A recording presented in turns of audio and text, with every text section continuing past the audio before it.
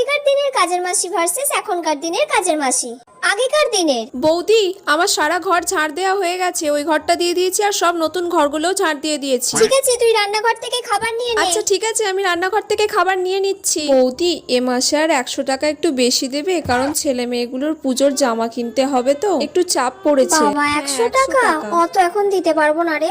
আচ্ছা ঠিক আছে বৌদি, তাহলে তুমি আমাকে দিও এ মাসে, পরের মাসে মাইনে থেকে কেটে নিও। এখনকার দিনে বলো। তুমি আমাদের বাড়িতে কাজ করবে? আমার মাসে 4000 টাকা লাগবে। ঘর ঝাড় দেবো আর বাসন মাজবো। আর ঘর মুছবে না? না না, ঘর মুছবে আবার কে? পুজোর সময় শাড়ি চাই আর প্রত্যেক দিন আমার খাবার লাগবে এবেলা ওবেলা। আর আমার যদি কোনো ব্যাংকের লোন আটকে যায় তখন একটু চেয়ে নেবো, তখন একটু দিয়ে দেবেন। এগুলো যদি সব মেনে নেন তাহলে আমি কাজ করতে রাজি আছি, না হলে নয়। আপনি যদি রাজি থাকেন তাহলে বলুন, না হলে আপনার পরে যে আছে আমি তার কাছে চলে যাব। না না, ঠিক আছে, আমি রাজি। আচ্ছা ঠিক আছে বৌদি, তাহলে কাল থেকে আসবো আমি।